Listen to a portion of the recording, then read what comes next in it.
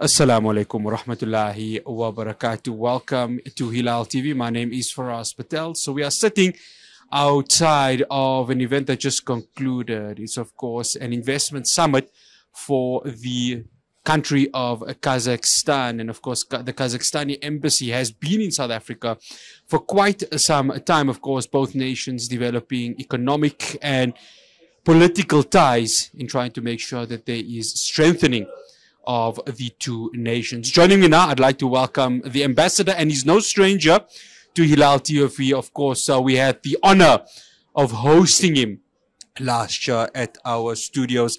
It's none other than His Excellency, Mr. Yerkin Akhinzhanov. Ambassador Akhinzhanov, Assalamu alaikum wa rahmatullahi wa barakatuh. Always, it's good to see you again. Yes. This time I've come to your part of the hood. So we'd like to say shukran to you for entertaining us today. Shukran. Salam alaikum, everyone. Yeah. And I'm very honored and grateful to you for giving me this chance to address and to talk to your television and, of course, to address your esteemed audience once again and talk about Kazakhstan and South Africa and what are the opportunities between our two countries. Ambassador, let's start off with, of course, the investment summit. Kazakhstan, I mean, you gave this presentation, just about the rich history of this country, what this country has to offer. A landlocked region, a lot of countries, a lot of investors would say, okay, so what is it in there for us? But your presentation has given a different narrative, hasn't it? Yeah, I hope I tried to discover the existing information which anyone can access in internet or approach our embassy, but to let us say deliver it in the way that people might be interested in. Definitely, we are too far away from each other geographically, and we have our own sets of priorities and partners. That is why it is important for us to introduce Kazakhstan to South Africans and vice versa, introduce South Africa to people of Kazakhstan. Because I strongly believe that in this turbulent world, which undergoes very challenging processes in politics, in economics, countries like South Africa and Kazakhstan can make a difference. When bigger nations, whom we usually approach for some technology, investment, other ideas, when bigger nations sometimes not able to settle global issues or even regional issues, we strongly believe that middle powers like South Africa and Kazakhstan can make a change, can make a difference. Ambassador, I want to talk of South Africa. Of course, politically, the country has changed. We now have the government of national unity. Within this GNU, how is Kazakhstan looking to strengthen its ties with the country, from economics to agriculture, and of course, most importantly, politics? Oh, very, very good question, because as a comparatively new nation, Kazakhstan is still in the early stages of developing its political system. Definitely, we underwent very, very crucial political reforms, especially for the last few years. Several packages of reforms were introduced. 30% of our constitution was amended. New rules were introduced, shaping the balanced, well-balanced formula of strong president, powerful parliament, and accountable government formula. But at the same time, we are learning best lessons from all over the world. In South Africa, which started its journey as a free nation, also approximately the same time in early 90s, but demonstrates how resilient, stable, and right foundation was laid down by its father founder, esteemed Nelson Mandela, because for the first time in the history, you've got such a broad coalition, which we call Government of National Unity, with no one party having the overwhelming majority. And despite of that this is for the first time, we see how the system works. Because country, democracy built by Nelson Mandela, by fighters for freedom, by the people, all people of South Africa, how it works, how it remains resilient and stable and forward-looking. Ambassador, on that note, of course, President Cyril Ramaphosa, remains as the president of South Africa. When you look at him as a head of state, from a Kazakhstani perspective, how much of confidence, do you have that this relationship, in all spheres of, politics, economics, that both Kazakhstan and South Africa can remain strong in terms of its relationship? As a head of state, as a South African politician, he deserves full respect, because despite of such a very difficult developments and difficult times which the country undergoes, he managed to keep the country intact, together, the nation, the whole nation together, managed to build a broader coalition and managed to go forward. And those that he's doing right is proved by assessments by international business community, by the way. How South African rand is growing stronger, how confidence in South African economy goes up, and investment attractiveness is also becoming stronger. And that also gives us an impression that achieving a success domestically, President Ramaphosa definitely the person on whom we as foreign partners can rely to achieve a success in our bilateral relations, and of course on any other international issue of common interest, of shared mutual interest. Ambassador, the South African investment community, what we have seen now with the Government of National Unity is that the investment in South Africa, there's still a strong sense of it to be remaining in the country. Prior to that, there was this, top and tail in terms of whether we take the money and invest elsewhere in other parts of the SADC region. From a Kazakhstani perspective, how important is it that South African business community looks at Kazakhstan and says, there's an opportunity for us to go and really make our mark in a country that probably hasn't been tapped in as much as Kazakhstan would have liked it to be? Oh yes, as I already mentioned at our meeting, that yes, we are looking, as any embassy, as any ambassador, we are looking for foreign investors to attract businesses to your own country. But at the same time, if we open this window of opportunity, not necessarily immediately with investments, but if we start interaction, if we launch some joint research on possible projects, it opens the doors wide for two-way traffic.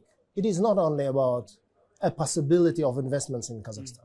This also about raising awareness of Kazakhstan business community about South Africa and opening possibilities of Kazakhstan investments in South Africa. This is a two-way traffic, definitely. Our major goal is to open these gates wide and to connect people. After the break, Ambassador, we're going to talk more about this investment drive that Kazakhstan is looking to do, and of course, mainly where Kazakhstan has to offer the world and what investors need to look at with regards to coming to that country. After the break, I continue my conversation with the Ambassador. We talk about what is it that Kazakhstan can offer investors across the globe, and what is it that the investors can tap into this beautiful land of Kazakhstan. Do stay tuned after the break. Welcome back. I'm still in conversation with Ambassador Yerkin Akhinzhanov, who is the Kazakhstan ambassador to South Africa. Ambassador, let's talk about what it is that Kazakhstan can offer. Of course, landlocked into the Caucasus regions. When we talk of the Caucasus regions, two minerals come up, of course, plutonium, which is available in other parts of this landlocked region. But you spoke about uranium, and uranium seems to be one of these natural resources that is gathering a lot of momentum. When you look at uranium and you look at what it has to offer to the world, what is it that Kazakhstan would like international investors to tap into to make use of this resource? Well, here we may speak about, have a wider, bigger picture. It is not only uranium, definitely, where Kazakhstan has succeeded to take the first place to become #1 global player in the uranium market.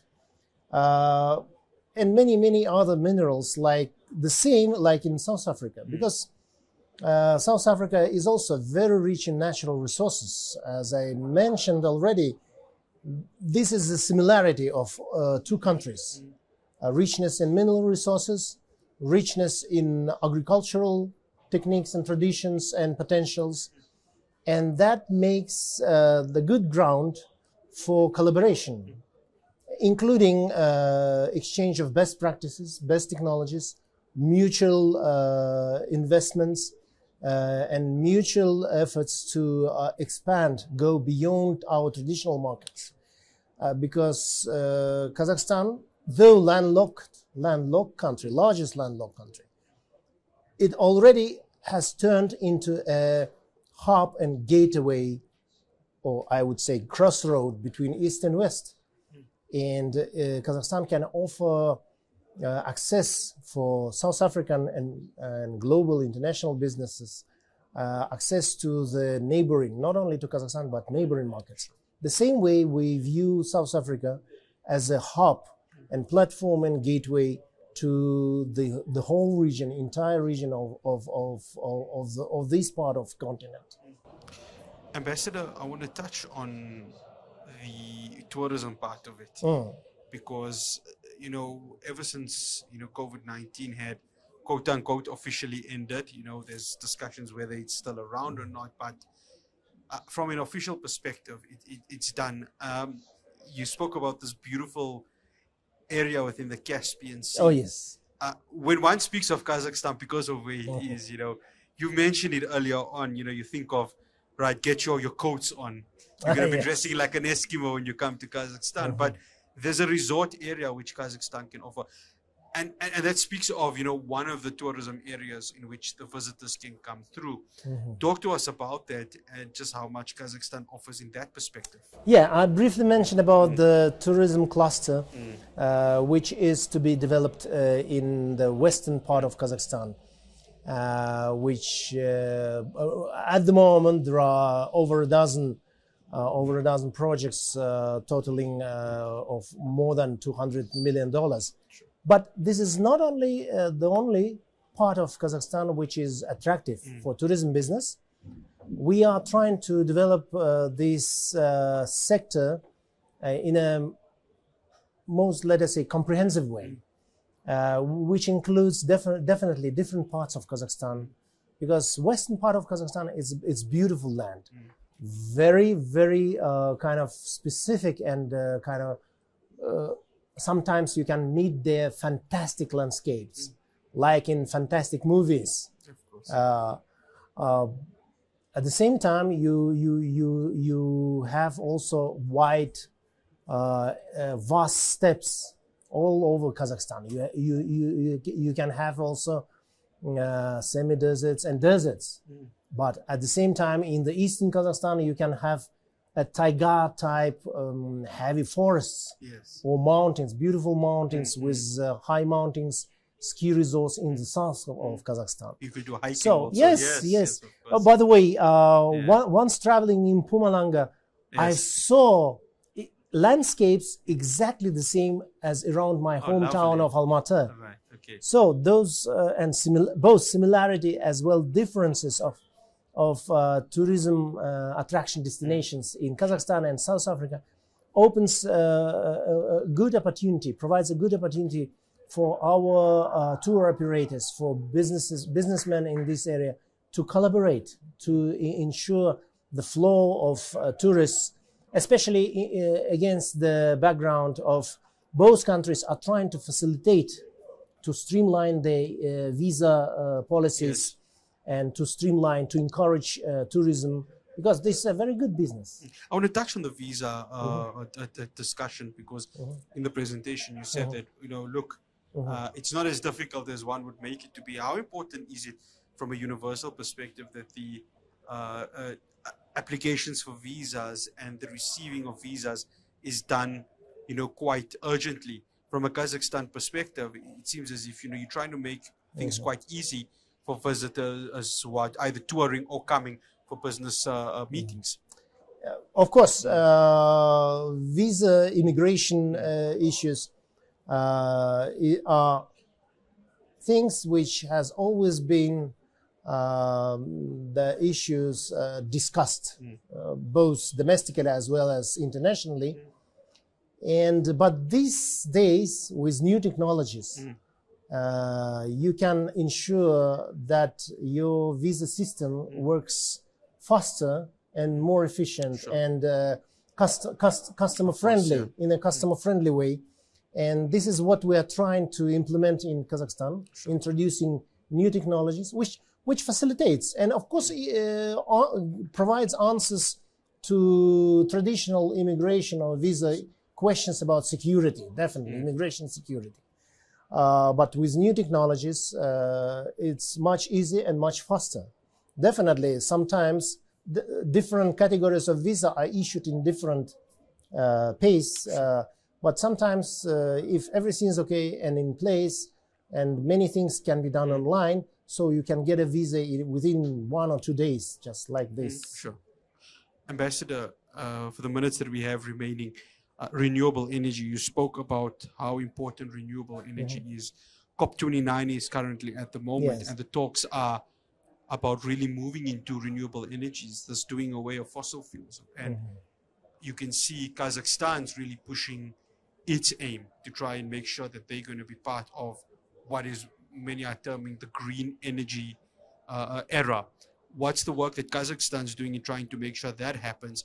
And what's Kazakhstan's message to investors to say, come to Kazakhstan if you really want to invest in the new era of renewable energy?